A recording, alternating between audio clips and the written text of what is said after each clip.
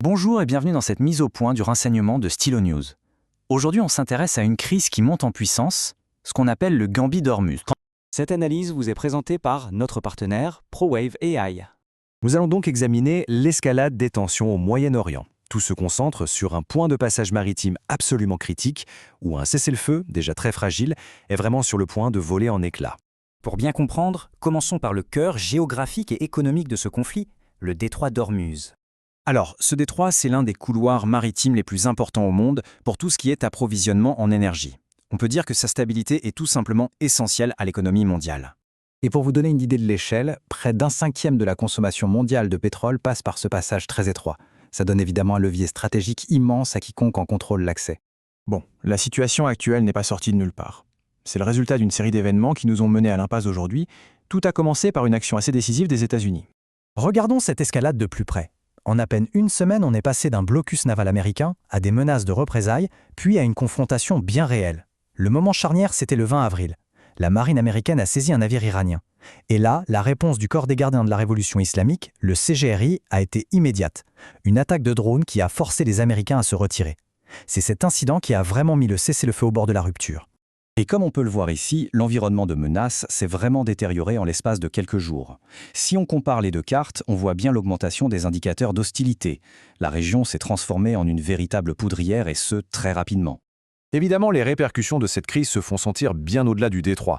On observe déjà des conséquences à tous les niveaux, local, national et bien sûr international. Les conséquences directes sont déjà bien là. On parle de centaines de pétroliers bloqués, ce qui perturbe gravement le commerce. Les prix du pétrole, eux, ont grimpé au-dessus des $100 le baril. Sur le plan de la sécurité, les Émirats arabes unis ont démantelé une cellule de sabotage qui serait liée à l'Iran. Pendant ce temps, les alliés européens subissent des retards dans leur livraison d'armes américaines et une mission navale multinationale, menée par le Royaume-Uni et la France, est en train de se former pour tenter de sécuriser la zone. Alors comment les différents acteurs voient-ils la situation ? Pour les États-Unis, il s'agit de maintenir la pression sur l'Iran pour obtenir un accord sur le nucléaire.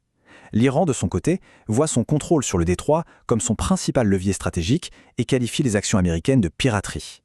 L'Union européenne, elle, est surtout préoccupée par le commerce et appelle à la désescalade. La Russie et la Chine, elles, soutiennent l'Iran. Enfin, les États du Golfe, qui sont aux premières loges, s'inquiètent de l'instabilité et craignent d'être marginalisés dans les négociations. Maintenant, tournons-nous vers l'avenir. Que nous disent les dernières évaluations du renseignement ? Notre évaluation, c'est que l'Iran joue sur plusieurs tableaux. D'un côté, il y a l'intimidation militaire très visible dans le détroit. De l'autre, des préparatifs plus secrets pour des opérations de sabotage. Et enfin, l'utilisation de groupes alliés dans la région pour envoyer des messages. C'est une stratégie de pression à plusieurs niveaux. Le point clé, c'est que le détroit est maintenant considéré comme opérationnellement contesté. Qu'est-ce que ça veut dire ?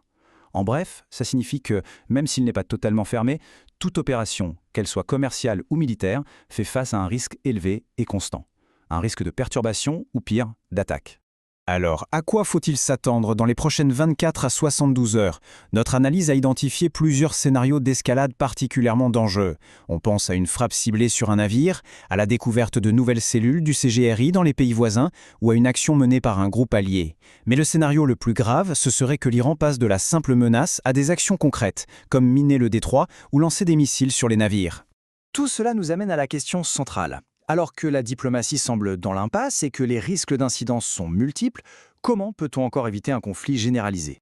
Pour une analyse bien plus détaillée de cette situation complexe, nous vous invitons à écouter notre rapport complet, le Gambit d'Ormuz. Merci d'avoir suivi cette mise au point. Et pour des informations et des analyses à la demande basées sur l'intelligence artificielle, n'hésitez pas à vous abonner à Stylo News sur notre site web.